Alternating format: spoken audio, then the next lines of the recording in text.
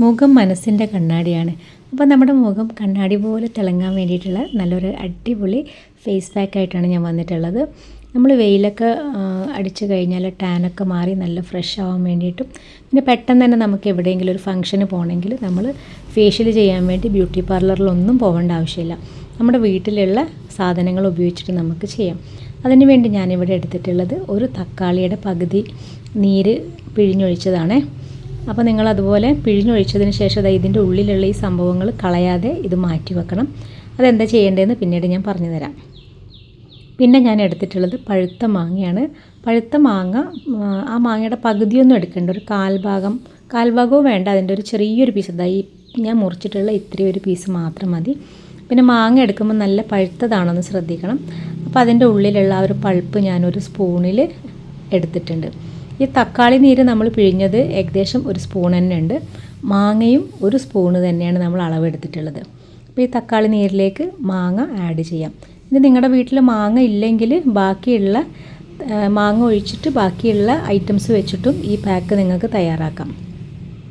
ഇനി നമ്മൾക്കിതിൻ്റെ കൂടെ വേണ്ടത് ഒരു സ്പൂണ് തൈരാണ്. തൈര് നിർബന്ധമായിട്ടും ഒഴിവാക്കാൻ പറ്റാത്തൊരു സംഭവം തന്നെയാണ്. തൈര് നിർബന്ധമായിട്ടും നിങ്ങൾ എടുക്കണം. പിന്നെ കറ്റാർവാഴയാണ്. കറ്റാർവാഴ ഇവിടെ വീട്ടിലുണ്ടായിട്ടുള്ള കറ്റാർവാഴയാണ്. അപ്പോൾ കറ്റാർവാഴ നിങ്ങളുടെ ഒറിജിനൽ ഇങ്ങനെയുള്ളത് ഇല്ലെങ്കിൽ കറ്റാർവാഴ ജെല്ല്, കടയിൽ നിന്ന് വാങ്ങിക്കുന്ന ജെല്ല് ഉണ്ടെങ്കിൽ അത് ഉപയോഗിച്ചാലും മതി.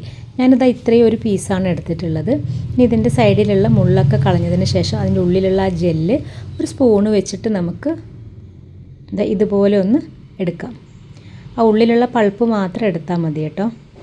നിങ്ങളുടെ കയ്യിൽ കറ്റാർവാഴ വീട്ടിലില്ലെങ്കിൽ പുറത്തുനിന്ന് വാങ്ങിച്ചിട്ടുള്ള കറ്റാർവാഴ ജെല്ല് ഉപയോഗിച്ചാലും മതി. അപ്പോൾ ഇതും അളവ് ഒരു സ്പൂണാണ് എടുത്തിട്ടുള്ളത്. തൈര് ഒരു സ്പൂണ്, കറ്റാർവാഴ ജെല്ല് ഒരു സ്പൂണ്, പിന്നെ കടലമാവാണ്, കടലമാവും അതേപോലെ തന്നെ ഒരു സ്പൂണ്. പിന്നെ ഇത് കോഫി പൗഡറാണ്. കോഫി പൗഡർ വളരെ കുറച്ച് മതി, ഒരു നുള്ള് മതി കേട്ടോ, ഒരുപാടൊന്നും എടുക്കേണ്ട ആവശ്യമില്ല. പിന്നെ നമുക്ക് വേണ്ടത് തേനാണ്. തേനും അതേപോലെ തന്നെ ഞാൻ കോഫി പൗഡർ എടുത്തതുപോലെ വളരെ കുറച്ച് മാത്രമേ എടുത്തിട്ടുള്ളൂ. കോഫി പൗഡറും തേനും വളരെ കുറച്ച് അളവേ എടുത്തിട്ടുള്ളൂ. ബാക്കിയെല്ലാം സെയിം ഒരു സ്പൂണ് തന്നെ എടുത്തിട്ടുണ്ട്.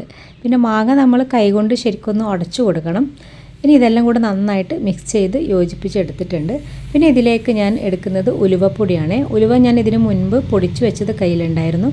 പിന്നെ ഉലുവപ്പൊടി വെച്ചിട്ടുള്ള ഫേസ് പാക്ക് ഞാൻ ഇതിന് മുന്നേ അപ്ലോഡ് ചെയ്തിട്ടുണ്ട്. കാണാത്തവർക്ക് ഒന്ന് കാണാം.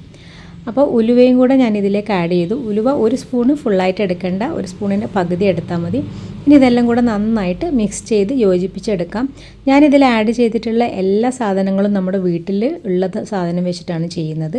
നിങ്ങൾക്കിവിടെ മാങ്ങയോ അല്ലെങ്കിൽ കറ്റാർവാഴയോ ഇല്ലെങ്കിലും ബാക്കിയുള്ള ഐറ്റംസ് വെച്ചിട്ടും ഇത് തയ്യാറാക്കാൻ പറ്റും ഈ ഫേസ് പാക്ക്. അപ്പോൾ ഇത് നമ്മൾ ജസ്റ്റ് ഞാനൊന്ന് അപ്ലൈ ചെയ്ത് നോക്കുന്നത് കയ്യിലാണ് കേട്ടോ. അപ്പോൾ ഇതൊരു 10 മിനിറ്റോ അല്ലെങ്കിൽ ഒരു 5 മിനിറ്റോ വെച്ചതിന് ശേഷം നിങ്ങളിതൊന്ന് ഉണങ്ങണേ. ഉണങ്ങിയതിന് ശേഷം മാത്രമേ ഇത് കഴുകാൻ പാടുള്ളൂ.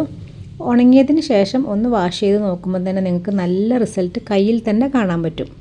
കണ്ടോ, നല്ല അടിപൊളി റിസൾട്ടാണ് എനിക്ക് കയ്യിൽ കിട്ടിയിട്ടുള്ളത്. അപ്പോൾ ഫേസിലുള്ള റിസൾട്ട് പിന്നെ പറയേണ്ട ആവശ്യമില്ല.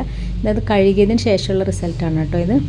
അപ്പോൾ നിങ്ങളുടെ ഫേസിൽ വന്നിട്ടുള്ള ടാനില്ലേ, വെയിൽ ഒക്കെ കൊണ്ടിട്ടുള്ള ആ കരിവാളിപ്പ്, മുഖക്കുരു വന്നിട്ടുള്ള പാട്, പിന്നെ ആകെ ഡള്ളായിരിക്കുന്ന ഫേസ്, അപ്പോൾ ഇതൊക്കെ നമുക്ക് നല്ലൊരു അടിപൊളിയാക്കിയിട്ട് ബ്രൈറ്റനിങ് ഫേസാക്കി മാറ്റാൻ വേണ്ടിയിട്ട് ഈ ഒരു റെമഡി നിങ്ങളെല്ലാവരും ഉപയോഗിച്ച് നോക്കുക. ഈ ഫേസ് പാക്ക് എന്തായാലും ട്രൈ ചെയ്ത് നോക്കാം.